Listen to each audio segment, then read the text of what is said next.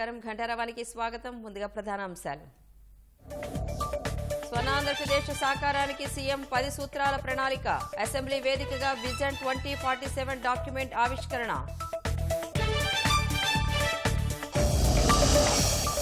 జగన్ అవినీతి అంతర్జాతీయ స్థాయికి చేరిందన్న కూటమి నేతలు. విచారణపై న్యాయ నిపుణులతో చర్చించి ముందుకు వెళతామన్న సీఎం.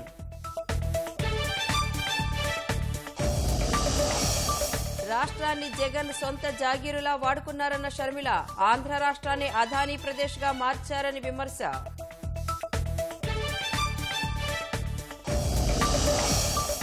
అదానీ కేసు సంక్షోభాన్ని భారత్, అమెరికా అధిగమిస్తాయన్న వైట్ హౌస్. ఇరు దేశాల సంబంధాలు ఎప్పటిలాగే బలంగా ఉన్నాయని వెల్లడి. రాష్ట్రంలోని సీఎఫ్ఎంఎస్ వ్యవస్థ విఫలమైందన్న కాగ్. ఆర్థిక క్రమశిక్షణలో అనుకున్న ఫలితాలు ఇవ్వలేదని వెల్లడి.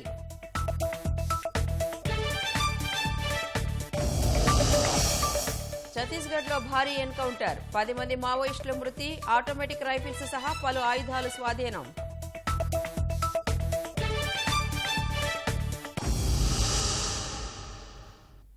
సంపద, ఆరోగ్యం, ఆనందంతో కూడిన ఆంధ్రప్రదేశ్ అనే నినాదంతో స్వర్ణాంధ్ర 2047 విజన్ డాక్యుమెంట్ ను ముఖ్యమంత్రి చంద్రబాబు అసెంబ్లీలో వెల్లడించారు.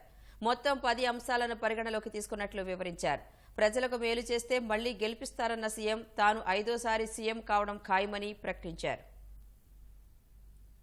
సంపద సృష్టించినప్పుడే అభివృద్ధి సాధ్యమవుతుందని, సంపదతో పాటు ఆరోగ్యం, ఆనందం కూడా ముఖ్యమేనని ముఖ్యమంత్రి చంద్రబాబు అన్నారు. అందుకే ఈ మూడింటిని ప్రధాన అంశాలుగా తీసుకుని స్వర్ణాంధ్ర విజన్ డాక్యుమెంట్ 2047 రూపొందించినట్లు సీఎం తెలిపారు. రాబోయే 20 ఏళ్లలో రాష్ట్రాన్ని ఏ విధంగా అభివృద్ధి చేయబోతున్నామో వివరిస్తూ అసెంబ్లీలో దార్శనిక పత్రాన్ని సీఎం విడుదల చేశారు.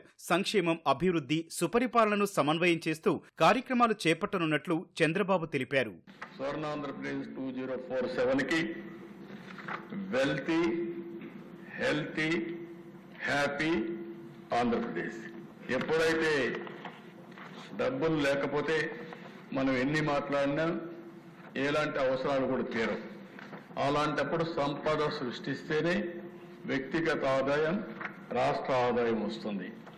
రెండోది హెల్తీ, ఆరోగ్యం బాగుంటేనే, ఆరోగ్యం ఎవరికి ఇబ్బందులు వచ్చినా మనం పూర్తిగా ఆదుకునే విధంగా కార్యక్రమాలు చేపట్టాల్సిన అవసరం ఉంది. ఈ రెండు ఉండడమే కాదు, లా అండ్ ఆర్డర్ ఉండాలి, ప్రశాంతమైన వాతావరణం ఉండాలి. అప్పుడే హ్యాపీనెస్ వస్తుంది. ఇండియాకు ఉండే కొన్ని అడ్వాంటేజెస్ కూడా ఉన్నాయి, అవి కూడా నేను మాట్లాడతాను. అల్టిమేట్గా ఈ ప్రభుత్వం WHH అంటే వెల్త్, హెల్త్ అండ్ హ్యాపీనెస్, ఈ 3 సిద్ధాంతాలపైన, ప్రిన్సిపల్స్ పైన బిల్డప్ చేస్తున్నామని చెప్పి కూడా నేను మీకు తెలియజేస్తున్నా. Extensive grass root level engagement చేశాం. 1,18,000 కుటుంబాల్లో 2 పేజీలు ఇచ్చి వాళ్ళందరి వ్యూస్ తీసుకున్నాం. 17 లక్షల రెస్పాన్సెస్ వచ్చాయి. మొత్తం విజన్ అంతా కూడా 10 బ్రాడ్ ప్రిన్సిపల్స్. 1 జీరో పావర్టీ, 2వ వచ్చి ఎంప్లాయ్మెంట్, 3వ దిశ డెమోగ్రఫిక్ మేనేజ్మెంట్, 4వ దిశ వాటర్ సెక్యూరిటీ. అగ్రికల్చర్కు టెక్నాలజీ అనుసంధానం చేసి వాళ్ళని టెక్నాలజీ సపోర్టుతో పూర్తిగా ఆదుకోవడానికి కార్యక్రమం ప్రారంభిస్తున్నామని చెప్పి కూడా నేను మీకు తెలియజేస్తున్నా. Global best logistics, cost optimization, energy and fuel, product perfection, Swachh Andhra Pradesh, deep tech. ఏదైతే in all walks of life టెక్నాలజీని ఏ విధంగా ఉపయోగించుకోవాలో మనం ఆలోచించాల్సిన అవసరం ఉంది. It is a game changer. అది కాన్సెప్ట్ కింద తీసుకున్నాం. రాష్ట్రాభివృద్ధి కోసం వివిధ పాలసీలు రూపొందించామన్న సీఎం వీటి ద్వారా 5 ఏళ్లలో 20 లక్షల మందికి ఉద్యోగాలు కల్పించనున్నట్లు వెల్లడించారు. ఏపీని $2.4 ట్రిలియన్ ఆర్థిక వ్యవస్థగా తీర్చిదిద్దుతామని తెలిపారు. 100% అక్షరాస్యత, $42,000 తలసరి ఆదాయం, 60% పట్టణ జనాభా, $450 బిలియన్ ఎగుమతుల సాధనే లక్ష్యంగా విజన్ డాక్యుమెంట్ రూపొందించినట్లు వెల్లడించారు. వీటన్నింటినీ సాకారం చేసేందుకు విజన్ మేనేజ్మెంట్ యూనిట్ ఏర్పాటు చేస్తున్నట్టు సీఎం ప్రకటించారు.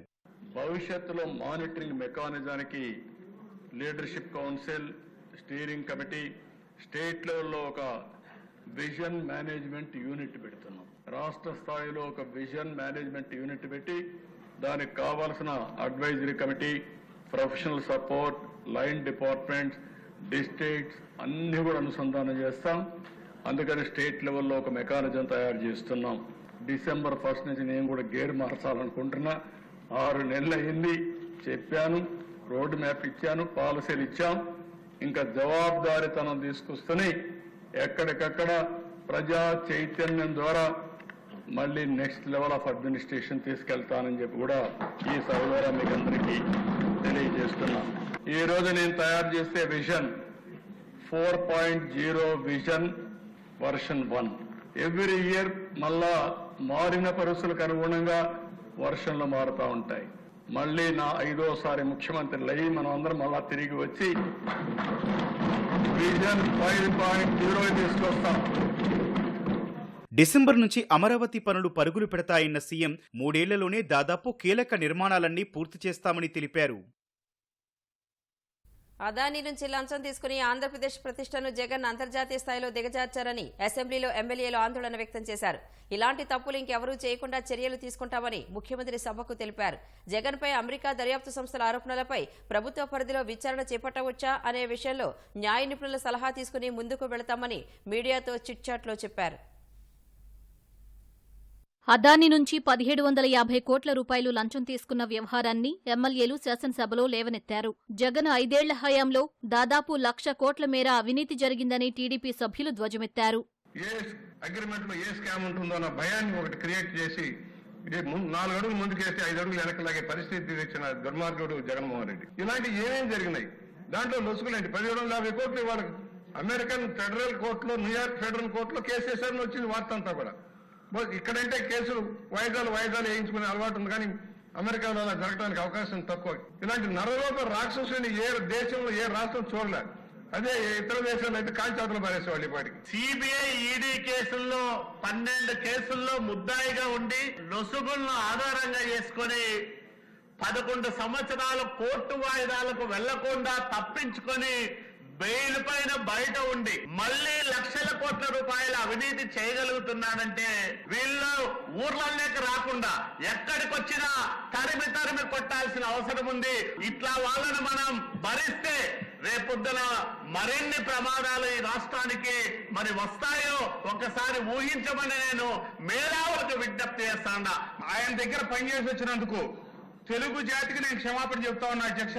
కాకపోతే చెంపలేసుకొని ముందే బయటకు వచ్చాం, కానీ అక్కడ మిగిలిపోయిన మన సోదరులకి నేను తెలియజెప్తా ఉన్నా, జాతీయ స్థాయి నుంచి అంతర్జాతీయ స్థాయికి జగన్మోహన్ రెడ్డి గారు ఎదిగినందుకు వారికి శుభాకాంక్షలు తెలియజేస్తూ, ఈ రాష్ట్రానికి, ఈ దేశానికి ఆయన చేస్తున్నటువంటి లూటీకి మీరు సిగ్గుంటే గనక ఇక అక్కడే గనక కొనసాగితే ఈ దేశ ద్రోహులు మీరు కూడా అవుతారు. జగన్ లాంటి వ్యక్తిని శిక్షించకపోతే అంతర్జాతీయ స్థాయిలో ఆంధ్రప్రదేశ్పై చెడు అభిప్రాయాలు వెళతాయని భాజపా సభ్యులు అన్నారు. గంగవరం పోర్టులో రాష్ట్ర ప్రభుత్వానికి 10.4% షేర్ ఉంది. దాంట్లో ఆ షేర్ వాల్యూ కనీసం 2,000 కోట్లు ఉంటుందని చెప్పి ఏ శర్మ గారు రాసిన లెటర్స్ ఇప్పుడు కూడా నాకు గుర్తున్నాయి. ఎవరు అడిగిచ్చారు వీళ్ళు? ఈ జగన్మోహన్ రెడ్డి గారు 5 సంవత్సరాల్లో జరిగిన స్కామ్స్ పైన ఒక మినిస్ట్రీ పెట్టాలని చెప్పి నేను కోరడం జరిగింది అధ్యక్ష. ఇదివరకు ఎప్పుడైతే ముఖ్యమంత్రి గారు we should not be silent, మనం మాట్లాడాలి అని చెప్పిన అలానే ఎయిడ్స్ అనే మహమ్మారి ఈ రాష్ట్రం నుంచే కాదు ఈ దేశం నుంచి కూడా బయటికి వెళ్ళింది అధ్యక్ష. అట్లాగే ఈ జగన్మోహన్ రెడ్డి గారు చేసిన దురాఘాతాలని మనం సైలెంట్ గా మౌనంగా ఉండటం కూడా అప్రాపరియేట్ కాదు. సీఎం గారు ఎస్కోబార్ అని చెప్పినాడు. ఎస్కోబార్ కూడా బాధపడతారు అధ్యక్ష. చేయడంలో అంతమందిని సంపాదించిన కొందరికన్నా పంచుతున్నాడు. ఇతనికి 1 రూపాయి బిల్లు కూడా బయటికి తీసేది తెలియదు. ఈ ఫ్రాడ్ చేయడం ఎంత చిన్నది అధ్యక్ష. నేను అందరూ అంటున్నారు 1,00,000 కోట్లని. ఎప్పుడో 1,00,000 కోట్లు 15 ఏళ్ళప్పుడు అలా ఉన్నప్పుడు ఇప్పుడు ఎంత సంపాదించినాడు అనేది వీళ్ళందరికీ తెలుసా? ఎంత సంపాదించినది ప్రతి దాంట్లో అంగడి. సభ్యులు ఆందోళన అర్థం చేసుకోగలమన్న సీఎం ఈ అంశాన్ని ప్రభుత్వం జాగ్రత్తగా గమనిస్తోందని చెప్పారు. ఆంధ్రప్రదేశ్ ప్రతిష్ట, బ్రాండ్ కూడా దెబ్బతినే విధంగా ప్రవర్తించారు. చాలా బాధేస్తుంది. మనం ఏ విధంగా చెప్పుకోగలుగుతాం ప్రభుత్వం కూడా ఆలోచిస్తున్నాం. అక్కడ వేసినటువంటి ఛార్జ్ షీట్ రిపోర్ట్ గానీ అన్ని ఉన్నాయి. దాని తర్వాత ఏమేమి ఉన్నాయో అన్ని కూడా అధ్యయనం చేస్తాం. ఏం చేయాలో చేస్తూనే మళ్ళా మీకు ఇన్ఫార్మ్ చేస్తాం. ఏ ప్రభుత్వం అయినా ప్రజలకు జవాబుదారీతనంగా ఉండాలి. ఎవరు తప్పు చేసినా వాళ్ళ మీద యాక్షన్ తీసుకునే పరిస్థితి ఉంటేనే ఇంకొకరు ఇలాంటి తప్పులు చేయకుండా భయపడే పరిస్థితి వస్తుంది. జగన్ లంచాల భాగవతం కుటుంబంతో పాటు రాష్ట్రానికి అవమానమని పీసీసీ అధ్యక్షురాలు షర్మిల అన్నారు. గత 5 ఏళ్లు రాష్ట్రాన్ని సొంత జాగీరులా వాడుకున్న జగన్ ఆంధ్ర రాష్ట్రాన్ని అదానీ రాష్ట్రంగా మార్చారని విమర్శించారు. మరోవైపు కుటుంబ సభ్యుల్ని వాడుకుని వదిలేయడంలో జగన్కు జగనే సాటి అని షర్మిల దుయ్యబట్టారు. అదానీ గారు దేశం పరువు తీస్తే జగన్మోహన్ రెడ్డి గారు ఆంధ్ర రాష్ట్ర పరువు తీశారు. 1750 కోట్ల రూపాయలేమో జగన్మోహన్ రెడ్డి గారి సోలార్ విద్యుత్ డీలులో లంచమట. యూనిట్ ధర పక్క రాష్ట్రాలకు అదే అదానీ ₹99 అగ్రిమెంట్లు చేసుకుంటే ఆంధ్ర రాష్ట్రంలో మాత్రం ₹2.49 జగన్మోహన్ రెడ్డి గారు ఒప్పుకున్నారు అంటే కేవలం ఈయనకు లంచాలు ఇచ్చినందుకు వల్లే కదా. ఇలా ఎక్సెస్ గా ఇచ్చినందుకు 25 సంవత్సరాలకు గాను దాదాపు 1,00,000 కోట్ల రూపాయలు భారం ఆంధ్ర రాష్ట్ర ప్రజల మీద పడబోతుంది. ఈరోజు జగన్మోహన్ రెడ్డి గారు అంతర్జాతీయ స్థాయిలో ఇంత అవినీతి పరుడు అనే డిస్కషన్ జరుగుతుంది అంటే ఇది జగన్మోహన్ రెడ్డి గారి కుటుంబానికి మాత్రమే అవమానం కాదు, ఆంధ్ర రాష్ట్రానికి కూడా అవమానం. విశ్వసనీయత అని ఇంత గొప్ప గొప్ప మాటలు చెప్తారే మీరు, మీకు ఎక్కడుంది క్రెడిబిలిటీ? గంగవరం పోర్టులో ప్రభుత్వం వాటా 10% అయితే 30 సంవత్సరాలలో అది మళ్ళీ ప్రభుత్వం చేతికి రావాలి అన్నది రాజశేఖర రెడ్డి గారి ఉద్దేశం అయితే 9,000 కోట్ల రూపాయలు తక్కువ లేకుండా విలువ చేసే ఆ 10%ని కేవలం 640 కోట్ల రూపాయలకే జగన్మోహన్ రెడ్డి గారు అదానికి కట్టబెట్టేశారు. ఎంత లంచం వచ్చిందో జగన్మోహన్ రెడ్డి గారు సమాధానం చెప్పాలి. కృష్ణపట్నం పోర్టు, ఇంకోటి data centre, beach sand mining మొత్తం అదానికే. సబ్మరీన్ విశాఖపట్నంలో ఏదో సబ్మరీన్ డీలు, ఇలాంటివి ఎన్ని ఉన్నాయి. జగన్మోహన్ రెడ్డి గారికి ఎంత లంచం వచ్చింది? అదాని జగన్మోహన్ రెడ్డి గారు చేసిన అన్ని డీల్స్ ని కూడా చంద్రబాబు గారు రివ్యూ పెట్టాలి. జగన్మోహన్ రెడ్డి గారు మోదీకి దత్తపుత్రుడు, ఏం చేయబోతున్నారు? ఎంక్వైరీలు వేసే దమ్ముందా? జగన్మోహన్ రెడ్డి గారు మీకు నిజంగానే చెల్లెల మీద ప్రేమ ఉండుంటే, మీ చెల్లెల మీద తప్పుడు ప్రచారం జరిగింది అని మీరు నమ్మింటే, మీకు తెలుసుంటే మరి మీరు 5 సంవత్సరాలు ముఖ్యమంత్రిగా ఉన్నారు కదా, ఏం గాడిదలు కాశారండి? ఎందుకు ఎంక్వైరీ వేయలేదు? అదే ఇష్యూని గత 5 సంవత్సరాలలో మీ సైతాన్ సైన్యం చేత ప్రాపగండా చేయించలేదా? మీకా చెల్లెల మీద ప్రేమ ఉన్నది, సిగ్గుండాలి కదా. నా వీడియోనే ప్లే చేసి మళ్ళీ ఆయనకు మైలేజ్ వచ్చేటట్టు వాడుకుంటున్నారు. సో మీరు చెల్లెల్ని వాడేసుకుంటారు, మీరు తల్లి మీద కేసైనా పెడతారు, మీరు నాన్న పేరుని సిబిఐ ఛార్జ్ షీట్లు అయినా చేర్పిస్తారు, మీరు ఏమైనా చేయగలరు. మీకు మీరే సాటి సార్. ప్రధాని మోదీ నిర్ణయాల వల్ల నేరుగా లబ్ధి పొందుతోంది అదానీయే అని కాంగ్రెస్ ప్రధాన కార్యదర్శి జయరాం రమేష్ ఆరోపించారు. దేశంలో విమానాశ్రయాలు, నౌకాశ్రయాలు అదానీ నియంత్రణలోకి ఎలా వెళ్లాయని జయరాం రమేష్ ప్రశ్నించారు. దేశ సిమెంట్ రంగాన్ని అదానీ ఎలా శాసించగలుగుతున్నారని నిలదీశారు. అదానీపై అమెరికాలో నమోదైన కేసును విపక్షాలపై నెట్టేందుకు బీజేపీ యత్నిస్తోందన్న జయరాం రమేష్ ఈ అంశంపై జేపీసీ వేయాలని డిమాండ్ చేశారు. जो इंडाइटमेंट आया है ये हमारी नहीं है, ये अमेरिकन संस्था है. FBI की जांच हुई है, securities and exchanges commission SEC की जांच हुई, उसी के आधार पर 54 पेज का एक इंडाइटमेंट है. और पैराग्राफ 70 में लिखा गया है कि SECI solar energy corporation of India का पूरा कब्जा अडानी के हाथ में है. अडानी ने तय किया सेकी क्या करेगा, क्या लिखेगा. सेकी की बात नहीं कर रहे हैं बीजेपी वाले, ये विपक्ष के राज्यों के बारे में करिए. अरे जांच करवाइए, कौन रोक रहा है आपको जांच करवाने में? जांच कराइए. जम्मू और कश्मीर में जांच कराइए. जम्मू और कश्मीर में एक ठेके कब दिए गए थे? 2019 के बाद, जब ये यूनियन टेरिटरी बना, जब लेफ्टिनेंट गवर्नर आप ही के थे. जांच करवाइए. हम जांच से पीछे हट नहीं रहे हैं, जांच करवाइए. అదానీ గ్రూపుపై కేసు సంక్షోభాన్ని భారత్, అమెరికా అధిగమించగలవని అగ్రరాజ్య అధ్యక్ష భవనం శ్వేతసౌధం విశ్వాసం వ్యక్తం చేసింది. అదానీపై కేసు విషయం తమ దృష్టికి వచ్చిందని, ఈ ఆరోపణలపై సెక్యూరిటీస్ అండ్ ఎక్స్చేంజ్ కమిషన్, న్యాయశాఖలు సరైన సమాచారం ఇవ్వగలవని వైట్ హౌస్ ఉన్నతాధికారి కరీన్ జీన్ పియర్ తెలిపారు. భారత్, అమెరికా సంబంధాలు ఎప్పటిలాగే బలంగా ఉన్నాయన్నారు. Of these allegations, and I would have to refer you to the SEC and DOJ about the specifics of those allegations against the Adani Group. What I will say is on the U.S. and India relationship, we believe that it's stands on an extremely strong foundation, anchored in ties between our people and cooperation across a full range of global issues. And so what we believe and we're confident about is that we'll continue to navigate this issue as we have with other issues that may have come up, as you just stated. రాష్ట్రంలో CFMS వ్యవస్థ విఫలమైందని CAG తేల్చింది. CFMS పై తొలిసారి నివేదిక ఇచ్చిన CAG లోపభూయిష్ట ప్రక్రియలతో ఆర్థికంగా అనుకున్న ఫలితాలు రాలేదని వెల్లడించింది. 2022-23 ఆర్థిక సంవత్సరం నివేదిక ఇచ్చిన కాగ్ ఈ ఏడాదిలో రెవెన్యూ రాబడులు గణనీయంగా తగ్గాయని పేర్కొంది. రెవెన్యూ వ్యయం 26.45% పెరిగిందని, రెవెన్యూ లోటు 405% పెరిగిందని వెల్లడించింది. రాష్ట్రంలో comprehensive financial management system CFMS పై కాగ్ తొలిసారి నివేదిక ఇచ్చింది. సమాచార గోప్యతపై రాష్ట్ర ఆర్థిక శాఖ సీఎఫ్ఎంఎస్ నిర్వహించే సంస్థ కాగుకు ఎలాంటి పత్రాలు సమర్పించలేదని తెలిపింది. సీఎఫ్ఎంఎస్ భద్రతపై ఆడిట్ చేసేందుకు చేసిన ప్రయత్నాలు ఫలించలేదని వివరించింది. నకిలీలను పరిశీలించే ఏర్పాటు లేకపోవడం వల్ల అధిక చెల్లింపులు జరిగాయని పేర్కొంది. 2018 నుంచి 2021 వరకు 141,917 బిల్లులకు సంబంధించి 968 కోట్ల రూపాయల అధిక చెల్లింపులు జరిగినట్లు కాగ్ నిర్ధారించింది. 2018 ఏప్రిల్ నుంచి 2021 సెప్టెంబర్ మధ్య 218 కోట్ల పింఛను సొమ్ము అధికంగా డ్రా చేసినట్టు వెల్లడించింది. కారకులైన అధికారులపై చర్యలకు సిఫార్సు చేసింది.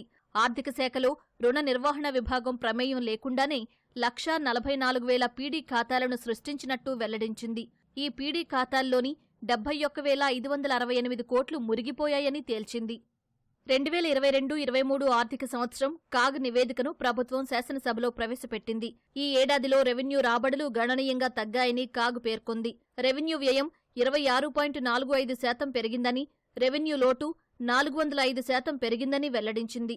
2021-22లో 8,611 కోట్లుగా ఉన్న రెవెన్యూ లోటు 2022-23కి 43,487 కోట్లుగా ఉందని తెలిపింది. 2021-22తో పోలిస్తే ద్రవ్యలోటు 109% పెరిగిందని వివరించింది. 2021-22లో 25,013 కోట్లుగా ఉన్న ద్రవ్యలోటు 2022-23లో 52,508 కోట్లయిందని వెల్లడించింది. రాబడికి మించిన ఖర్చులతో రెవెన్యూ లోటు భారీగా పెరిగిందని తెలిపింది. 2022-23లో 7,244 కోట్లే మూలధన వ్యయం చేశారని పేర్కొంది. సబ్సిడీల మొత్తం 23,004 కోట్లని తెలిపింది. సబ్సిడీల్లో 88% విద్యుత్ రాయితీలేనని తేల్చింది. ప్రభుత్వ రంగ సంస్థల ద్వారా 128,000 కోట్లు బడ్జెట్లో చూపని రుణాలు తీసుకున్నట్లు వెల్లడించింది. కన్సాలిడేటెడ్ ఫండ్కి ఇది జమ కాకపోయినా బడ్జెట్ ద్వారానే తిరిగి చెల్లించేలా నిర్ణయాలు తీసుకున్నట్లు స్పష్టం చేసింది. వివిధ కార్పొరేషన్ల నుంచి 20,872 కోట్ల రుణాల కోసం ప్రభుత్వం గ్యారంటీలు ఇచ్చిందని కాగ్ తేల్చింది. హామీలపై ప్రభుత్వానికి కమిషన్గా 2,015 కోట్లు రావాల్సి ఉన్నా అదేమీ వసూలు కాలేదని వెల్లడించింది. జీఎస్డీపీలో ప్రభుత్వ రుణం 27.05% పెరిగిందని నివేదికలో పేర్కొంది. సమీప భవిష్యత్తులో ఇది రుణ స్థిరీకరణకు సాధ్యం కాదని సూచిస్తున్నట్లు కాగ్ వెల్లడించింది. బడ్జెటేతర రుణాలతో కలిపి ప్రభుత్వ అప్పు జీఎస్డీపీలో 41.89% ఉందని స్పష్టం చేసింది. రాష్ట్ర ఆర్థిక వ్యవస్థపై ఇది తీవ్ర భారాన్ని సూచిస్తుందని వెల్లడించింది. ప్రజాపద్దుల సంఘం చైర్మన్ గా పులపర్తి ఆంజనేయులు, అంచనాల కమిటీ చైర్మన్ పదవికి జోగేశ్వరరావు, పీయూసీకి కోన రవికుమార్ ఎన్నిక దాదాపు ఖాయమైంది. ఈ ఎన్నికల కోసం అసెంబ్లీ కమిటీ హాల్లో పోలింగ్ నిర్వహించగా సభాపతి, ఉపసభాపతి, సీఎం, డిప్యూటీ సీఎం, మంత్రులు, తెలుగుదేశం, జనసేన, బీజేపీ ఎమ్మెల్యేలు మొత్తం 163 మంది ఓటు హక్కు వినియోగించుకున్నారు. Singanamala MLA Bandaru Sravani visa renewal వల్ల గైర్హాజరవ్వగా పార్టీ నిర్ణయం కన్నా ఏదీ ముఖ్యం కాదని అధిష్టానం స్పష్టం చేసింది. Hindupuram MLA Balakrishna cinema shooting రద్దు చేసుకుని వచ్చి ఓటేశారని గుర్తు చేసింది. ఇంకోసారి ఇలాంటివి పునరావృతం చేయవద్దని శ్రావణికి సూచించింది. మరోవైపు ఈ పదవి కోసం నామినేషన్ వేసి ఎన్నికకు కారణమైన వైసీపీ ఎమ్మెల్యే పెద్దిరెడ్డి రామచంద్రారెడ్డి పోలింగ్ను బహిష్కరించారు.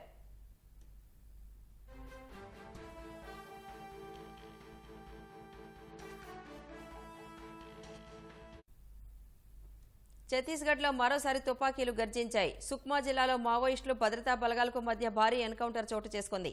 ఈ ఘటనలో 10 మంది మావోయిస్టులు హతమయ్యారు. ఒడిషా సరిహద్దులు దాటి ఛత్తీస్గఢ్లోకి మావోయిస్టులు ప్రవేశించినట్లు నిఘా వర్గాల నుంచి సమాచారం అందినట్లు అధికారులు తెలిపారు.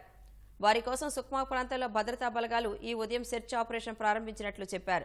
భద్రతా బలగాలను చూసి నక్సల్స్ వారిపై కాల్పులు జరపగా అప్రమత్తమైన బలగాలు ఎదురు కాల్పులు జరిపినట్లు వివరించారు. ఈ కాల్పుల్లో 10 మంది మావోయిస్టులు మృతి చెందినట్లు అధికారులు వెల్లడించారు. ఘటనా స్థలంలో ఆటోమేటిక్ రైఫిల్స్ సహా పలు ఆయుధాలను స్వాధీనం చేసుకున్నట్లు తెలుస్తోంది.